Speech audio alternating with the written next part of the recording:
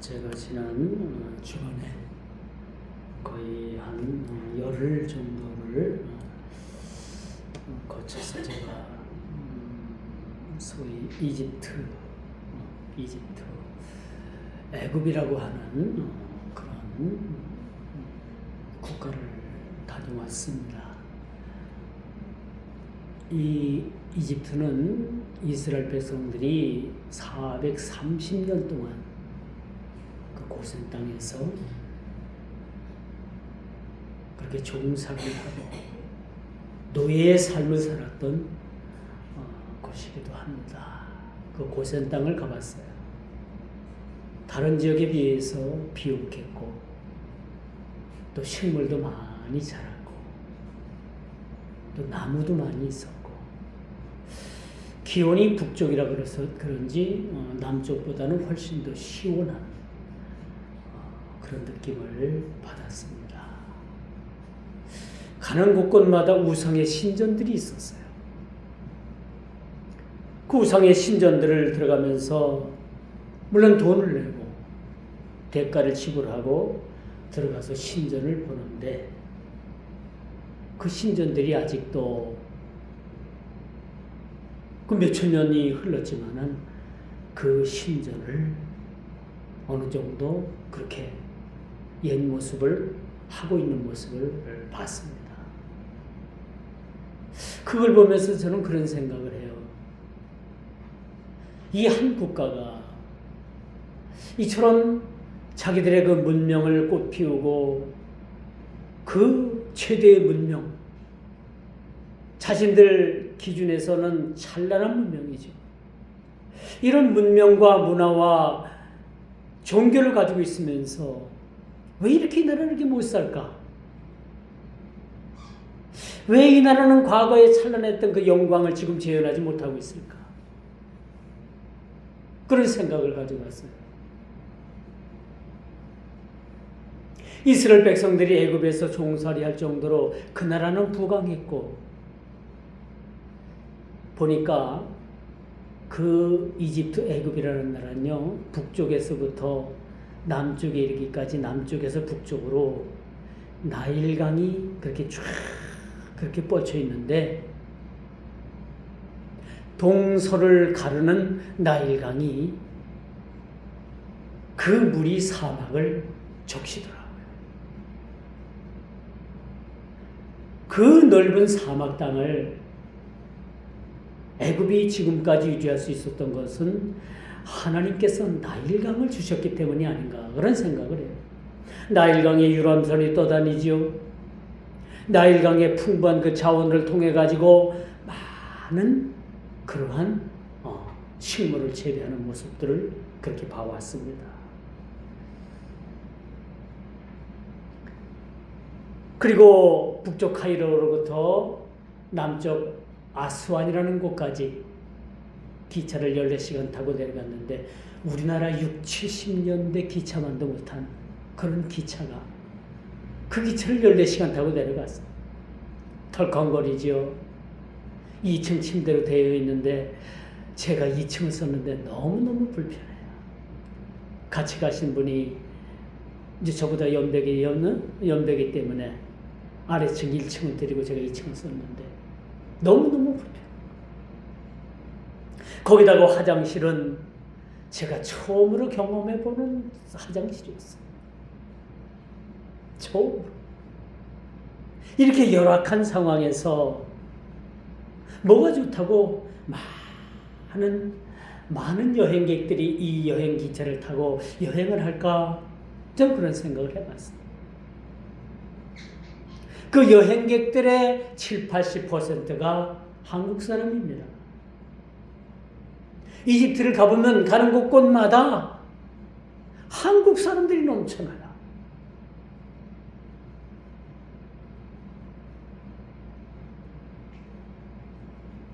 여행의 시작과 결말, 여행이라기보다는 이집트라는 이 순례, 한때 성지였던 이 이집트, 이 순례를 시작하면서 그래도 얻어가는 것이 많이 있구나.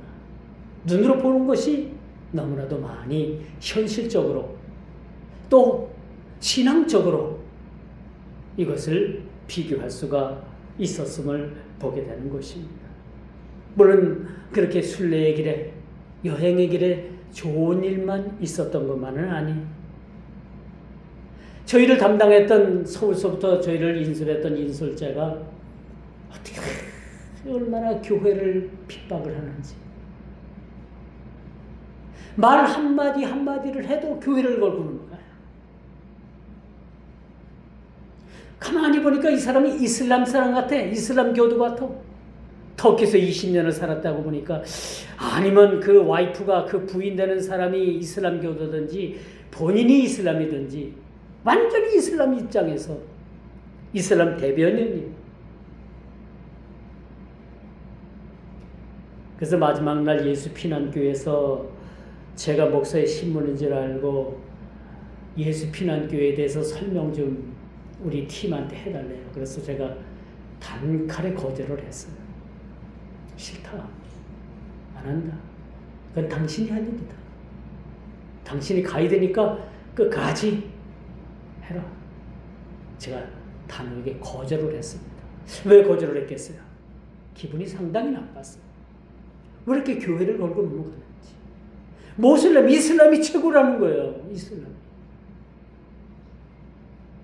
그래서 제가 마음이 상당히 좋지 않았어요. 이렇게 과거에 큰 찬란한 문화를 가지고 있으면서도 지금 이집트라는 그 상황은요, 우리나라 70년대 그런 모습이에요. 아니 60년대 젊은 여성은 젖가슴을 다 내놓고 아이를 안고 젖병을 흔들고 돌아다녀요. 그런 사람들이 한두 명이 아니에요. 가는 곳곳마다 그런 분들이 있어요. 학교를 가야 될 어린아이들은 이 관광객들한테, 여행객들한테 손을 벌립니다. $1, $1. 배고프다고 먹을 것 좀 달라. 그런 아이들이 막 따라다녀요. 마치 우리나라가 아무리 못 살도 우리나라는 그렇게까지는 사람들이, 그쵸? 그렇게까지는 하진 않는데 그곳에서는 그런 구걸하는 사람들이 너무너무 많이 있었어요. 그게 마음이 아프더라고요. 이렇게 찬란한 문명을 가지고 있고, 그런 나라가 어찌 이렇게 나라 백성들은 이 모양 이 꼴일까? 왜 이렇게 못 살까? 저는 거기서 결론을 얻었어요. 예수 믿으면 우리가 구원받고 하나님 백성 될 뿐만 아니라 모든 삶이 달라지는 거다. 우리나라가 이처럼 문명을 누리고 이처럼 문화의 혜택을 보는 것도 다 어디에 있습니까? 사실은 기독교의 영향이 지대한 거예요. 기독교를 바탕으로 둔 나라인가 아닌가에 따라서 나라의 국력 차이, 그 백성들의 생활 태도가 너무나도 확연히 다를 수밖에 없겠구나라는 것을 저는 아주 뼈저리게 느껴봤습니다. 오늘 본문의 솔로몬의 그런 화려한 성전만큼 애굽의 우상의 전은, 그 우상의 신전은 그 뭐 세상 사람들 보기엔 와 대단하다. 어떻게 이렇게 피라밋을 이렇게 어떻게 쌓아 올렸을까? 어떻게 이런 스핑크스를 만들었을까? 어떻게 이런 우상의 신전을 만들어서 지금까지 보존하고 있을까? 그런 감탄을 할 수 있었겠지만 저는 그걸 보면서 그걸 느꼈습니다. 이러한 그들의 찬란한 문명을 가지고 있다 하더라도 여기에 이곳에 하나님이 계시지 않는다면 모든 것이 하나의 우상의 소굴이 되고 마는 것이라는 것을 생각하게 됐습니다. 이스라엘 백성들이 400년 동안 거기서 살면서 그 문화의 동화가 되고 그 문화를 떨쳐내기 위해서 하나님께서는 모세를 통해서 40년 동안 광야 생활을 통해 가지고 그 애굽에서 찌든 때를 다 벗겨내는 작업을 했다라는 사실을 우리는 보게 되는 겁니다. 400년 동안에 찌들은 그들의 삶, 무엇을 가지고 그들을 정화할 수 있겠습니까? 무엇을 가지고 그들을 새롭게 할 수 있겠습니까? 그것은 하나님께서 시내 산에서 내려주신 하나님의 율법이었다는 사실을 우리는 보게 되는 겁니다. 그리고 그 광야에서 40년 동안 이스라엘 백성들을 고치고 다듬고 그들을 하나님의 사람으로 만든 다음에 가나안 땅에 들어가기를 원했다라는 사실입니다. 애굽의 묵은때, 애굽에 찌든 그 우상의 문화, 이런 것들을 벗겨내는 작업을 하나님께서 그렇게 행했음을 보게 된 것입니다. 제가 보고 느끼는데요, 이 애굽의 그 신전들은요, 참 세상 사람들이 보기에는 감탄할 정도예요. 어떻게 저렇게 3,500년 전에 저렇게 우상의 신전을 세우고, 여러분, 왕이 죽으니까 그 왕의 시신을 미라를 만들었어요. 문화박물관에 가보니까 이집트의 역대 왕들의 미라들이 그 지하에 다 보관이 되어 있어요. 가서 미라 구경 시커라고 왔어요. 미라 구경.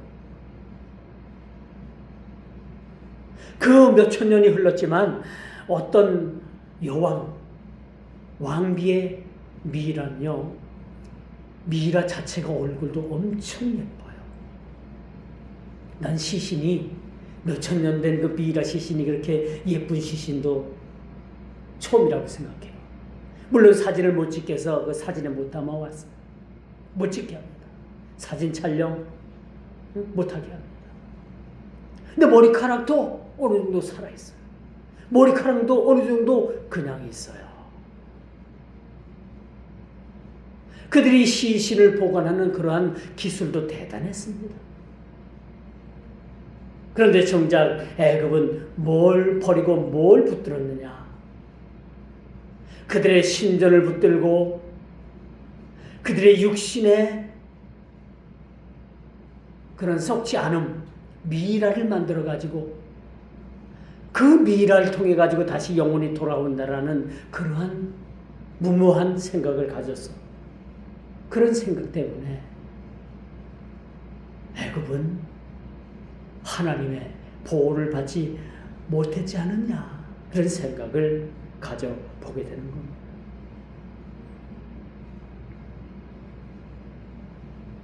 이처럼 과거나 현재나 우리가 어떤 기준으로 세상을 살 것인가? 애굽은 그런 수천 년 그런 찬란한 문을 가지고 있으면서도 아직도 하나님의 영향을 받지 못하는, 하나님의 간섭함을, 하나님의 은총을 누리지 못하는 그런 삶을 사는 안타까움을 보게 된 것입니다. 오늘 본문의 말씀으로 들어가요. 오늘 본문은 단순히 이 에스겔 선지자에게 보여준 그런 성전의 건축 양식을 설명하는 것이 아니에요. 단순하게 이게 뭐가 몇 척이고 고가 몇 척이고 뭐 넓이가 몇 척이고 이런 것에 중점을 두는 것이 아니라 이 건축 양식을 통해서 하나님의 거룩함, 또 예배의 구별, 또 그리고 그리스도를 통한 하나님께로 접근이라는 구속적 관점을 가지고 오늘 본문의 말씀을 되어야 된다라고 말씀드릴 수가 있습니다. 이 애굽의 신전의 화려함은 애굽의 우상의 신전을 그 규모나 외형 면에서, 여러분, 솔로몬 성전은 도저히 따라갈 수가 없는 거야. 솔로몬 성전이 아니죠, 지금은. 지금 보여주고 있는 에스겔에게 보여주고 있는 이 성전의 환상은 장차 그들이 고토로 돌아와서 이스라엘로 돌아와서 지어야 될 수룹바벨 성전이었던 거예요. 이 수룹바벨 성전은 애굽의 신전 어느 한 켠만도 못한 그런 초라한 모습이라 할지라도 그곳에는 하나님께서 거하셨고 그곳에는 하나님께서 임재하시는 하나님의 성전이었다는 사실입니다. 그러나 제가 애굽을 돌아보면서 수많은 신전을 가보아도 그곳은 하나님께서 임재하시는 신전이 아니었어요. 그것은 하나님께서 영향을 미치는, 하나님께서 거하시는 신전이 아니었고 오로지 우상의 신전이었다는 것을 보게 되면서 애굽이 지금 현실이 이럴 수밖에 없었다라는 사실, 이런 사실을 발견하게 되었다라는 사실입니다. 오늘 본문에 보니까 천사의 안내를 받아 북쪽과 남쪽에 있는 제사장의 방들을 에스겔 선지자에게 보여주고 있죠. 자, 이 방들은 제사장들이 지성물, 즉 가장 거룩한 제물을 먹고 거룩한 의복을 보관하는 장소를 하나님께서 에스겔 선지자를 통해서 보여주고 계신다는 사실입니다. 왜 이런 모습을, 이런 환상을 보여주고 계실까요? 그것은 제사장들이 거룩한 옷을 갈아입고 세상으로 나아갔듯이 여러분들이 예수를 믿고 여러분들이 변화를 받고 여러분들이 거듭남을 통해서 세마포로 단장을 하고 새 옷을 입고 장차 오실 예수 그리스도를 맞이하게 되는 상황과 딱 떨어지는 그런 상황이라는 사실을 보게 되는 것입니다. 그러므로 여러분, 성도는 세상과 구별된 거룩한 옷을 입어야 되는 거예요. 오늘 여러분 교회 나오기 위해서 가장 좋은 것을 여러분 준비해서 입고 나오는지 알아요.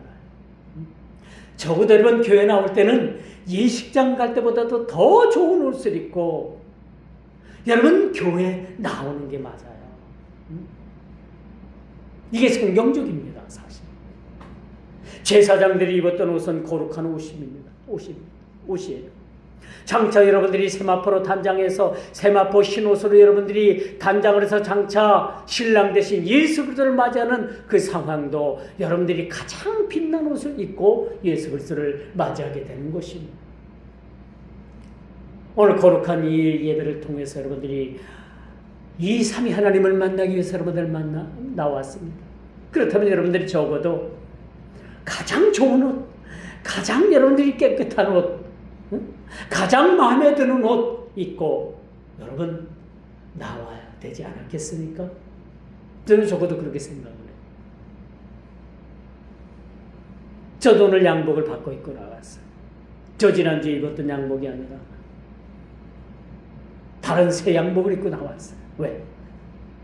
오늘만큼은 적어도 새 옷을 입고 주님 앞에 나와야 되겠다.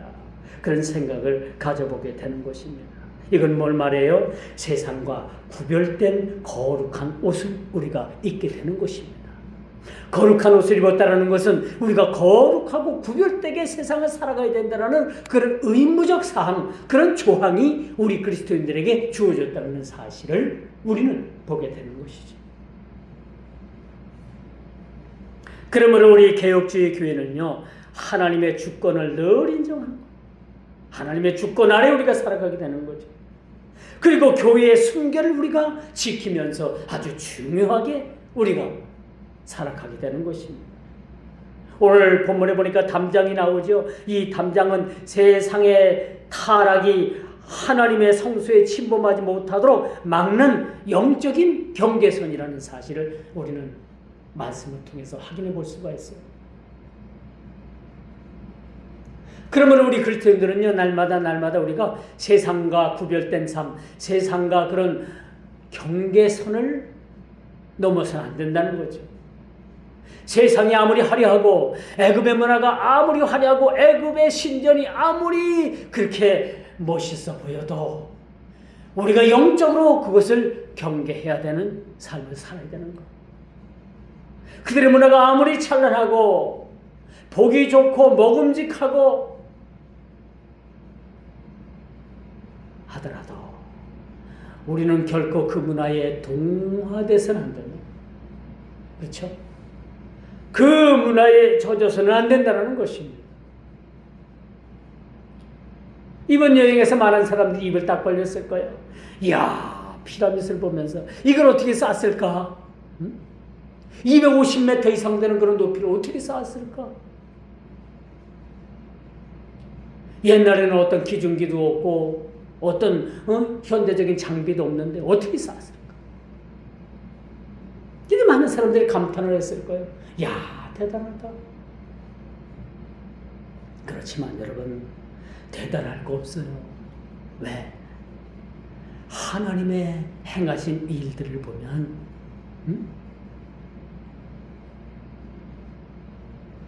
지구상에 있는 일들이 뭐가 그렇게 대단하겠습니까? 대단한 건 없는 거예요. 그러면 오늘 등장하는 이 담장은 복음의 진리를 변질시키는 세속주의로부터 우리의 신앙의 순결을 지켜야 된다는 그런 막중한 의무를 우리들에게 말씀해 주고 있다는 사실을 우리는 기억을 해야 합니다. 애굽의 신전이 아무리 화려해도 죽음가드 같은 그런 건물 외형 온갖 가증한 조형물들이 이것들이 그들을 구원할 수는 없는 것입니다.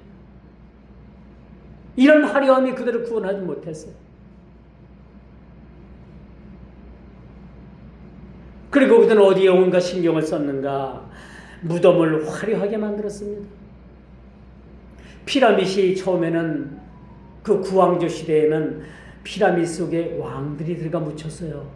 피라밋이 무덤입니다. 근데 자꾸 이 도굴꾼들이 피라밋 속에 들어가가지고 왕들의 무덤을 파헤치고 거기서 많은 물건들을 훔쳐가니까 안 되겠다. 피라밋 더 이상 만들지 말고 산골짜기 바위를 파가지고 지하를 파가지고 그곳에다가 무덤을 만들어야 되겠다. 그리고 그 지하에다가 왕들의 무덤을 만든 거예요. 근데 도굴꾼들이 이것마저도 제 도구를 해가지고 파갔어요. 그러니까 애굽에 지금 이집트에 가보니까 온갖 그 왕들의 묘가 다 지하 땅굴을 파가지고 굴을 파가지고 거기다가 매장을 했는데 그 매장된 굴이 벽면이나 여러 천정이나 그때 당시에 조각을 했는데 얼마나 이것들이 찬란한지 우리가 생각하지 못할 정도로 그렇게 많은 부분들이 뭐 일반 사람들은 예술이라고 하겠죠. 제 눈으로 봐도 야 이걸 어떻게 만들었을까? 이걸 어떻게 조각했을까? 그리고 이 안에 이 시신을 미라로 만들어 놨는데 이것이 완전히 여러분 미라가 된 거야. 미라. 이 이집트 사람들은 여기에 혈안이 됐어요. 여기에 온 힘을 쏟은 것 같아요. 미라 만들고 시체 보관하고 무덤 만들고 그 만들어서 그 안을 참 예술적 가치로 그렇게 만들어 놓고 이런 것에 국력을 다 소비하지 않았나 그런 생각을 가져보기도 합니다. 그들의 사후 세계를 준비하는 그런 모습들을 보면서 저는 그런 생각을 했어요. 거기에는 생명도 명예도 진실도 없는 그저 죽음의 암흑만이 흐르는 공간에 불과했다라는 저는 평가를 그렇게 내리고 싶어요. 이게 성경적 입장에서 제가 평가를 하는 거지 내가 어떤 부정적인 시각을 가지고 그렇게 평가를 하는 것은 아닙니다. 오늘 에스겔이 본 이 성전은 장차 오실 예수 그리스도와 그의 몸된 교회를 예표합니다. 왜 하나님께서 에스겔 선지자를 통해서 성전의 환상 규모, 외형을 보여주면서 이 치수를 보여주면서 왜 이런 모습들을 보여줬을까요? 이 모습들은 장차 오실 예수 그리스도의 모습을 보여주는 것이라고 말씀드릴 수가 있는 것입니다. 그리고 또한 하나님께 나가는 것이 얼마나 두렵고 어려운 일인지를 오늘 본문을 통해서 우리들에게 참 보여주고 있다는 것입니다. 제사장들의 옷, 제사장들의 방을 보면서 이 거룩함을 보면서 오늘날 21세기를 사는 저와 여러분들이 어떻게 세상을 살아가야 될 것인가? 그리스도인된 저와 여러분들이 이 세상을 어떻게 구별되고 어떤 구별된 삶을, 거룩한 삶을 살아가야 되는가라는 것을 우리들에게 단적으로 그렇게 보여주고 있다라고 말씀드릴 수가 있는 것입니다. 그리스도께서 휘장을 찢으시고 스스로 거룩한 방과 담장이 되셔서 우리를 하나님 품으로 인도해 주셔서, 이게 오늘날 교회인 거예요. 구약의 교회는 지성소를 절대 볼 수가 없었습니다. 그저 백성들은요, 성전 뜰만 밟고 돌아갈 뿐이었어요. 그 성소 안에서도 제사장들과 거의 제사에 관계된 사람들만 성소에서 생활을 했어요. 지성소는 아무나 또한 제사장도 들어갈 수가 없었어요. 1년에 한 번씩 대제사장이 목욕 제기하고, 죄가 문제가 해결되지 않으면 지성소에 들어가가지고 제사장도 죽습니다. 그곳에서. 그래서 대제사장이 그 방울 달린 옷을 입고 한쪽 다리에 끈을 묶어요. 왜? 대제사장이 지성소에 들어가서 이 일을 수행하다가 불결해서 대제사장이 죽게 되면은 누가 그곳에 들어가서 그 시신을 끄잡아내겠어요?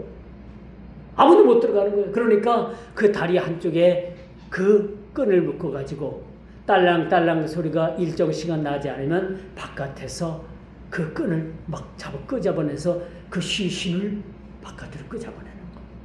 이만큼 지성소는 아무나 들어갈 수가 없는 거예요. 그런데 예수님께서 뭐예요? 교회의 모형이신, 교회의 주인이신, 교회의 수장 되신 예수께서 십자가에 운명하시면서 성전에 그 지성소를 가리고 있던 휘장이 위로부터 아래로 쫙 찢어진 거 아닙니까? 그리고 지성소가 활짝 열린 거예요. 그리고 누구나 다 볼 수 있게끔, 누구나 다 교회에 들어와서 이 지성소를 볼 수 있게끔, 지성소는 누구나 다 나아갈 수 있게끔 그렇게 예수님께서 길을 열어주셨다는 것이, 친히 담장이 되어 주셨다는 것, 그리고 우리를 하나님 품으로 인도해 주셨다는 것이 오늘 본문을 통해서 우리가 확인해 볼 수 있는 그런 말씀임을 우리는 보게 되는 것입니다. 이제 말씀의 결론을 맺을게요. 오늘 주시는 이 본문의 말씀은 이렇습니다. 우리가 하나님을 섬길 때 우리의 삶과 직무가 세속적인 것과 섞이지 않도록 구별되게 살아가라는 얘기예요. 우리가 세상을 살아가되 세상 것과 구별된, 세상 것과 거룩한 것이 섞이지 아니하도록 구별된 삶을 살아가는 거예요. 예수 믿으면 적어도 여러분 뭐예요? 구별된 믿음의 삶을 살아가라는 겁니다. 이게 오늘날 주님께서 저와 여러분들에게 요구하시는 사항이에요. 너희들 세상 살아가지? 세상을 적당히 즐기고, 응? 그리고 또 교회 나와서 적당히 평안도 누리고 이러는 얘기가 아닙니다. 그런 얘기가 아니에요. 세상과 구별한 삶을 살라는 얘기예요. 세속된 문화에 동요되지 말라는 얘기입니다. 그렇다고 우리가 세상과 경계하면서 살 수는 없어요. 그렇죠? 여전히 우리가 하나님의 백성이지만 여전히 우리는 이 땅을 밟고 사는 이 땅의 백성이기도 해요. 그렇다면 우리가 이 땅을 어떻게 살아갈 것인가? 죄와 동요하고 세속의 문화와 젖어들고 그렇게 우리가 살아갈 것인가? 아니에요. 그게 아니라 세상을 너희는 소금으로 빛으로 살아가라고 우리 예수님께서 그렇게 말씀해 주셨다는 겁니다. 무슨 말씀이에요? 즉 경계하면서 살아가는 얘기예요. 선을 넘지 말라는 얘기입니다. 아무리 세속의 물결이 그렇게 엄청난 파고로 다가와도 이것을 경계하는 마음을 가지고 살아가라는 얘기입니다. 경계하는 마음을 가지고 살아가라. 거룩함과 속된 것을 분리하라라는 것이 오늘 15절에서 20절, 우리가 비록 본문을 말씀으로 오늘 교독을 하지 않았지만은 바로 그런 얘기입니다. 바로 그런 얘기. 거룩함과 속된 것을 분리하지 못하면 우리는 신앙에 실패를 하고 말아요. 신앙에 실패하고 구별하는 삶을 살아요.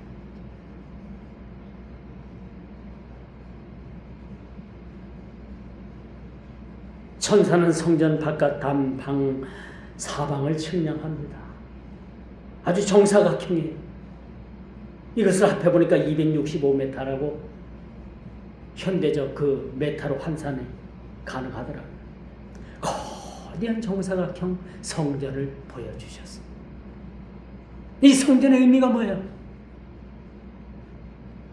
성전의 지성소의 휘장을 찢은 예수 그리스도의 모습을 여기서 우리가 보게 되는 것입니다. 거룩한 것과 속된 것을 구별하기 위한 것이 성전입니다.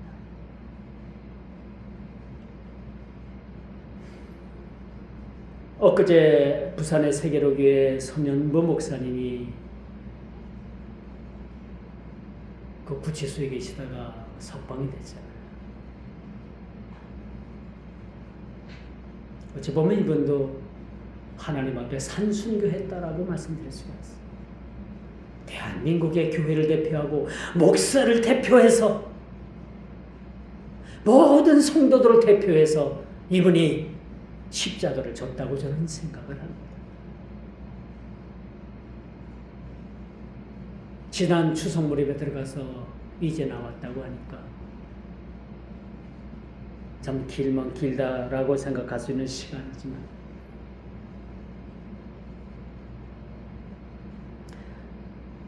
이런 목사님을 보면서 그래도 한국교회가 아직 희망이 있다.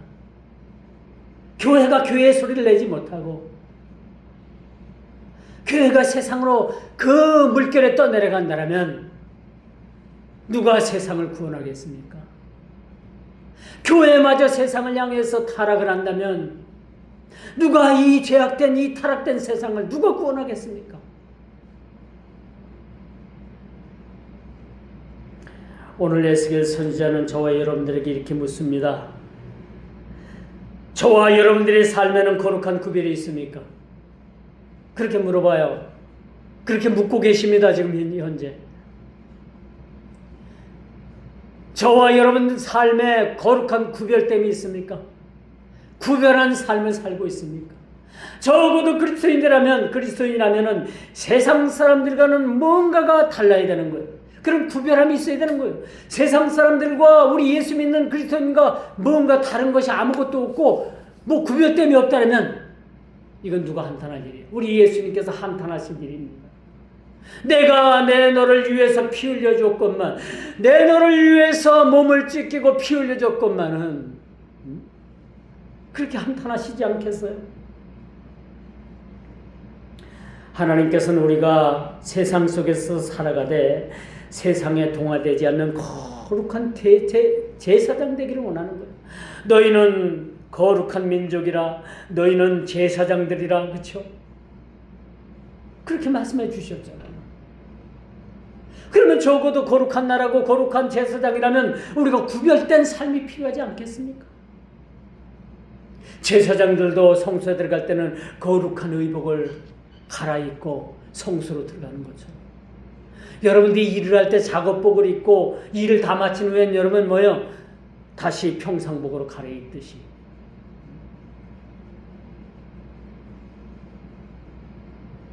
이렇게 거룩한 제사장 되기를 주님께서는 원하시고 계시는 겁니다. 그러므로 우리가 하나님 앞에 성결함, 구별됨, 하나님의 주권을 인정하는 일들, 그렇죠? 이런 것들을 통해서 우리가 하나님